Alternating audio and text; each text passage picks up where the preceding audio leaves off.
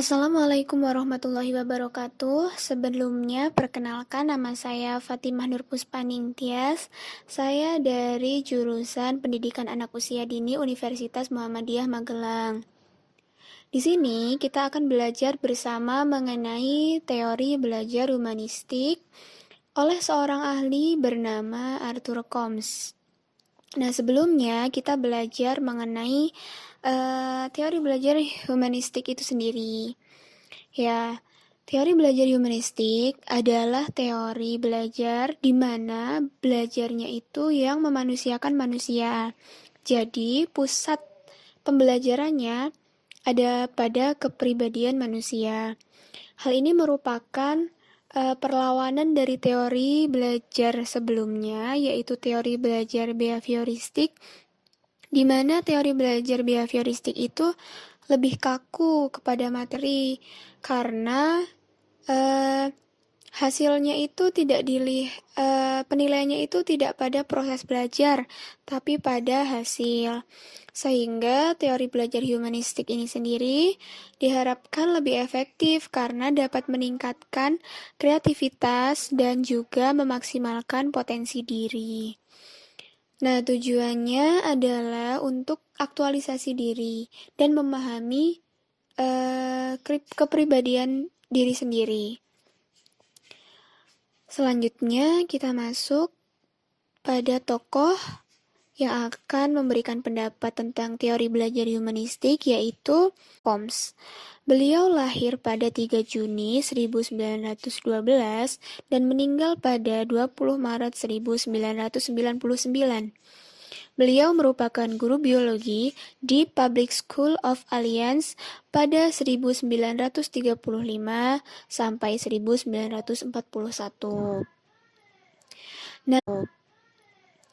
Nah, mengenai teori belajar menurut Arthur Combs ini, awalnya beliau berpendapat bahwa kesalahan guru terletak pada pandangan bahwa siswa itu belajar karena materi yang sudah disiapkan. Padahal pada kenyataannya, materi itu jadi mudah terlupakan karena siswa kurang memiliki motivasi dari dalam dirinya sendiri. Jadi, sesuatu yang dilakukan karena terpaksa itu kan biasanya tidak baik, tidak menghasilkan sesuatu yang lebih maksimal. Nah, menurut Arthur Combs, itu adalah sebuah kesalahan. Jadi, beliau menekankan sesuatu yang disebut dengan meaning sebagai konsep dasar, di mana meaning itu artinya sebuah pembelajaran memiliki makna atau arti bagi individu. Nah, di sini guru itu bertugas memahami dunia persepsi siswanya.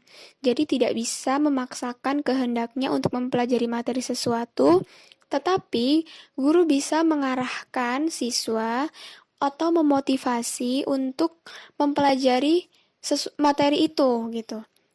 Jadi guru di sini sifatnya adalah motivator dan fasilitator, di mana jika siswa tidak berkenan, maka guru akan memotivasi siswa untuk mau melakukan sesuatu atas dasar kesadaran dirinya. Tanpa paksaan, jadi diberi sebuah penjelasan bahwa materi ini mungkin akan bermanfaat jika dipelajari. Bermanfaatnya tuh mungkin tidak hari ini, tapi bisa dilihat beberapa tahun ke depan. Jadi, siswa memiliki dorongan dari dalam dirinya untuk belajar, bukan karena paksaan, tapi karena dimotivasi. Dan guru sebagai fasilitator, artinya guru memfasilitasi siswa untuk belajar.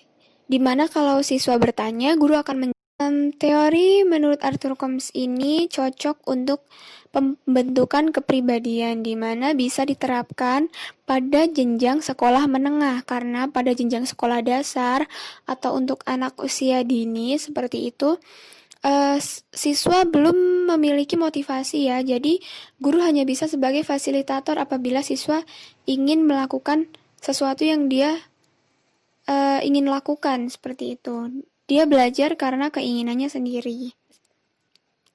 Nah, hasil dari teori ini adalah berpusatnya pada proses. Jadi, penilaian itu pada proses belajarnya, di mana siswa memiliki kemauan untuk belajar, bukan pada hasilnya saja.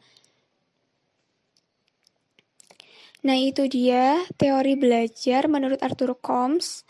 Ya, kesimpulannya adalah teori belajar humanistik adalah teori belajar yang memanusiakan manusia. Pusatnya pada kepribadian manusia. Dan teori belajar menurut Arthur Combs ini sendiri menekankan pada meaning, atau di mana pembelajaran itu memiliki makna atau arti bagi siswa.